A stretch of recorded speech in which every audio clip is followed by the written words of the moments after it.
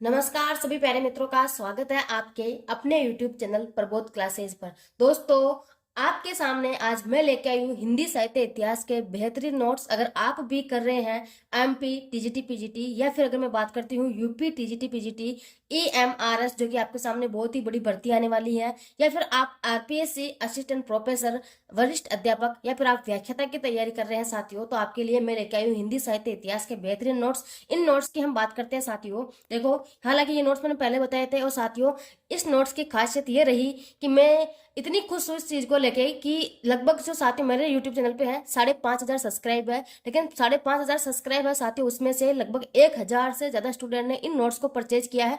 ये मुझे सबसे ज्यादा खुशी की बात है। अगर आपको विश्वास नहीं है तो आप टेलीग्राम चैनल पर जाके देखना, वहां आपको जो है मैंने सारे स्क्रीनशॉट डाल रखे हैं। लगभग 1,000 से ज्यादा स्टूडेंट ने जो है साथियों इनको परचेज किया है। अगर आपको भी चाहिए तो आप भी परचेज करो, लेकिन इससे पहले आपको वीडियो पूरी देखनी कि इस नोट्स की खासियत क्या रहने वाली है। देखो, मैंने हिंदी साहित्य इतिहास के नोट्स बनाए थे, और साथियों ये नोट्स आप देख सकते हैं। इधर से मैंने शुरुआत में इसमें हिंदी साहित्य इतिहास की जो आपकी शुरुआत होती है, इतिहास की शुरुआत मैंने इसमें की थी, जिसमें आपके लगभग इतने सारे पेज है साथियों। अब एक एक पेज को मैं आपको दिखा नहीं सकती, लेकिन आपको एक एक टॉपिक दिखा सकती हूँ, जैसे हिंदी साहित्य इतिहास लेखन की पद्धतियां हो गई। और और अगर मैं बात करती हूँ साथियों, आप देख सकते हैं ये हिंदी साहित्य इतिहास लेखन के स्रोत हो गई, जिसमें आपको लगभग सभी रचनाएं आ गई। और अगर मैं बात करती हूँ साथियों, एक एक रचना को मैंने विशेषता के साथ भी आपको यहाँ पे बताया था। और आप देख सकते हो ये आदिकाल का विभाजन हो गया साथियों। ऐसे ही मैंने आदिकाल के विभाजन को बहुत अच्छे तरीके से पहले, और सबसे बड़ी खासियत साथियों, क्रम के अनुसार ही मैंने हर कवि को, हर रचना को, हर निबंध को, हर उपन्यास को मैंने क्रम के अनुसार बताया है, ताकि जो स्टूडेंट जीरो लेवल से तैयारी करे, कम से कम उनको यह समझ में आ जाए कि हिंदी साहित्य के इतिहास में आखिर में होता क्या है। बहुत सारे स्टूडेंट को पता ही नहीं होता कि रचना कहाँ से आती है, पहले कौन सी रचना आती है साथियों। इसीलिए मैंने नोट्सों को देख सकते हो, आप इधर भी देख सकते हैं। ये देखिए, आप देख सकते हैं हर जो है हर पार्ट को मैंने क्रम के अनुसार, और उसके बाद साथियों देखो बिल्कुल आप देख सकते हैं, उसके बाद आप ये देखो एक एक को मैंने बिल्कुल डीप से करवाया था। ये एक एक पार्ट हो गया आपका, इसे प्रमाण राशि देख लो। और साथियों दूसरी सबसे बड़ी खासियत इसकी एक मैं बता देती हूँ, जो कि स्टूडेंट को बहुत अच्छी लगी थी। वो कहते हैं मैडम आपने जो मोस्ट लगाए थे वही हमारे एग्जाम में आए थे साथियों। मैंने मोस्ट उन्हीं जो है कंटेंट पर लगा रखा है मोस्ट, जैसे ये मोस्ट लगा हुआ है, ये मोस्ट लगा हुआ है, यहाँ पे आपके ये मोस्ट लगा हुआ है, ये मोस्ट लगा हुआ है, इधर आपके यहाँ पे इधर देखो ये भी मोस्ट लगा हुआ है साथियों। तो ये मैंने मोस्ट लगाने का तरीका मेरा ऐसा नहीं कि मैंने मन से मोस्ट लगाया हो साथियों। मैंने है ना लगभग आपके जितने भी पेपर होते हैं ना, जितने भी, चाहे आप किसी भी स्टेट से हो, सभी स्टेट के मैंने सारे पेपर देख के सबको पढ़ के मेरे को पता लगा कि ये कंटेंट तो पहले आ चुका है एग्जाम में, तो मैंने सभी को उनको तो मोस्ट कर ही दिया कि ये तो ऑलरेडी मोस्ट हो चुका है। बाकी अदरवाइज आपको डीप कंटेंट भी याद करना है ना, तो डीप कंटेंट के लिए भी मैंने देखा था। देखो बिल्कुल ये देख सकते हैं आप, सबको मैंने जो है जो आपके पहले एग्जाम में पूछे गए उनको मैंने मोस्ट कर रखा है। और स्टूडेंट कहते हैं मैडम आपने जो मोस्ट लगाया था वो हमारे आरपीएससी स्कूल व्याख्याता संस्कृत डिपार्टमेंट के पेपर में वही क्वेश्चन आए हैं सेम, उससे बाहर कुछ भी नहीं आया था। तो अब हो सकता है वो उनको अच्छा लगा हो, मुझे कोई दिक्कत नहीं है, मैं तो खुद खुश हूँ कि अच्छा स्टूडेंट ने मेरे नोट्स परचेज किए और उनको जो है वही क्वेश्चन एग्जाम में देखने को मिले। देख सकते हो आप। और साथियों देखो, पंक्तियां भी मैंने स्टूडेंट को इसी प्रकार से दी है सारी, ये देख सकते हो आप। जैसे ये आदिकाल की पंक्तियां हो गई, आपको पता है कि पंक्तियां वाले प्रश्न भी आपके बहुत ज्यादा आते हैं साथियों। अभी ये देखो, ये हिंदी साहित्य इतिहास से प्रथम कौन कौन रहा था, ये आपके अभी एग्जाम में आया था, आरपीएससी ग्रेड फर्स्ट में आने वाले हैं।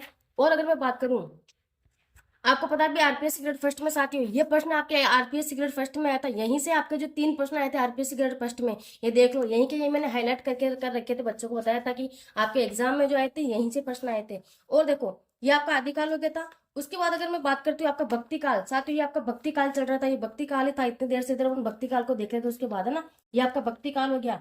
और अगर मैं बात करती हूँ साथियों आपका रीतिकाल, रीतिकाल भी साथियों आपका ये रहा। रीतिकाल वाले पार्ट की अगर हम बात करते हैं तो आपका रीतिकाल ये रहा, ये देखो ये आपका रीतिकाल बहुत ही अच्छी तरीके से साथियों बता रखा है मैंने। बिल्कुल भी बेझिझक होकर आप इन नोट्स को परचेज कर सकते हैं, मेरे कहने से एक बार आप परचेज कर ले साथियों, लेकिन मेहनत आपको करनी पड़ेगी, क्योंकि साथियों मेहनत के बजाय कुछ भी नहीं। मैं ये नहीं कहूंगी कि 100% इस नोट्स में से आएगा, लेकिन ये कहूंगी कि साथियों आपका जो सिलेक्शन है वो इस नोट से हो जाएगा, क्योंकि 100% नहीं चाहिए सिलेक्शन के लिए साथियों। सिलेक्शन के लिए अपने को जो है अपना अंक जो है वो निर्धारित हो जाना चाहिए ना। देख सकते हो आप, ये आदिकाल जो आपके रीतिकाल के नोट्स इस प्रकार से है, ये रीतिकाल के नोट्स, ये देखो है ना, देख सकते हो आप बिल्कुल।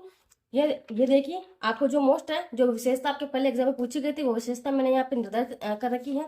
ये देख सकते हो, ये आपका आधुनिक काल आ जाएगा आपके ऐसे। आधुनिक काल में मैंने बहुत डीप से करवा रखा है। आधुनिक काल पे आप देख सकते हो कौन कौन से नाटक उपन्यास मैंने आपको जो पहले पढ़ रखे हैं। बहुत सारे स्टूडेंट कहते हैं मैडम गद्य साहित्य है। अरे गद्य साहित्य आपको पढ़ने की जरूरत नहीं है, ये बालकृष्ण भट्ट है, ठीक है, बालकृष्ण भट्ट की ये विशेषता हो गई। ये निबंध कौन कौन से हैं, ये सारे शैली प्रधान निबंध, मनोवैज्ञानिक निबंध, शास्त्रीय निबंध, विषय प्रधान निबंध, ये सारे निबंध आप देख सकते हो। ये शास्त्रीय निबंध, गद्य साहित्य माता और क्या है, यही तो आता है। ये मनोवैज्ञानिक निबंध हो गए इतने सारे। उसके बाद आपके ये विषय प्रधान निबंध हो गए, ये उपन्यास हो गए उनके। ये उपन्यास बिल्कुल इतना डीप से एक एक पात्र तक मैंने इसी में लिखवा दी। ये उपन्यास उनके हो गए, देखो ये उपन्यास। उसके बाद आप देख सकते हैं उनके नाटक, साथ ही नाटक भी आपके ये इधर ही हो गए ना। ये सारे नाटक और उपन्यास हो गए इसमें, है ना। ये देखो ये सारे नाटक मैंने जो आप करवा रखे हो, नाटक को भी मैंने एक एक को बिल्कुल पात्र के अनुसार करवा रखा है। तो कहाँ जरूरत पड़ी आपको गद्य साहित्य और मांगने की। अभी तो मैं आपको दूंगी हालांकि गद्य साहित्य, लेकिन साथियों ये भी मैंने बहुत डीप करवा रखा है। और साथियों अब आपका जो प्रश्न रहता है कि मैडम आपने कौन सी बुक का आधार लिया था इसके लिए, तो साथियों मैं ये कहना चाहूंगी कि रामचंद्र शुक्ल जी की एक बुक आती है, आपने देखी होगी, हालांकि मार्केट में आपको देखी होगी, पर आपने कहीं ऑनलाइन देखी होगी, गूगल पर देखी होगी। ये बुक आती है रामचंद्र शुक्ल जी की। इसी बुक को मैंने आधार मानते हुए सबसे पहले मैंने शुरुआत इस नोट से जो है इस किताब से ही की थी। उसके बाद मेरे पास एक कॉलेज की किताब थी साथियों, जो बीए में चलती है आपके first year, second year, third year में। ये आपकी जो है यूनिवर्सिटी की बुक है। ये यूनिवर्सिटी की बुक रामचंद्र शुक्ल जी की, मैंने इससे भी नोट्स बनाए हैं। उसके बाद मेरे पास में एक प्राचीन काव्य जो ये भी है, ये बहुत ही पुरानी और बहुत ही अच्छी बुक है साथियों। इसमें कुछ महत्वपूर्ण कवि है जिनको हाईलाइट कर रखा है, आप देख सकते हैं। ये देखिए, डोला मारो रधुआ, कबीरदास, नामदेव, रेदास, नानक, दादू दयाल, रज्जब, मलिक मोहम्मद, जायसी, सूरदास, गोस्वामी तुलसीदास, मीरा, रसखान। साथियों ये महत्वपूर्ण कवि है, इनको हाईलाइट कर रखा है। तो मैंने इनकी जो पंक्तियां, इनके जो शब्दार्थ थे, मैंने इसमें से देख देख के लिए थे। ये आप किताब देख सकते हैं। और साथियों अगर मैं बात करती हूँ इसके लिए, तो मैंने नगेंद्र की बुक मैंने ऑनलाइन पीडीएफ को है जो उसको मैंने प्रिंट आउट निकलवा के उसको जोरोक्स बना के मैंने वहां से की थी, कि मुझे बुक लाना मेरे लिए थोड़ा महंगा पड़ रहा था, मैं बुक परचेज नहीं कर पाई थी। इसके अलावा बच्चन सिंह जी की बुक को भी मैंने साथियों जोरोक्स निकलवा के ही मैंने उसको ऑनलाइन के माध्यम से ही मैंने आपको नोट्स इसमें ऐड किए थे। और साथियों रामस्वरूप चतुर्वेदी जी बुक भी मैंने इसी प्रकार से लिया था। लेकिन साथियों मैं ये कहूंगी कि सबसे ज्यादा मैंने रामचंद्र शुक्ल जी की जो ये बुक है साथियों, इसको ही मैंने आधार माना था, ताकि आपका एग्जाम में जो अगर साथियों आप रीड लगाना चाहो तो आप रीड इस बुक्स में से आराम से लगा सकते हैं ना, इसीलिए। और मैं यही कहूंगी फिर से कि अगर आपको नोट्स खरीदने हैं साथियों, तो अभी देरी मत कीजिएगा। नोट्स की प्राइस की अगर मैं बात करती हूँ आपके सामने साथियों, आपको लगता है कि हर बार आप कुछ क्वेश्चन भूल जाते हो, ये देखिए आप यहाँ पे, ये रहा, देखिए ये मोबाइल नंबर है 7568374047, ठीक है। इस पर आपको व्हाट्सएप मैसेज करना है। नोट्स आपको साथियों पीडीएफ के रूप में मिलेंगे। प्राइस इसकी 169 है, यानी 170 रुपए इसकी प्राइस है, ठीक है, मान लेना।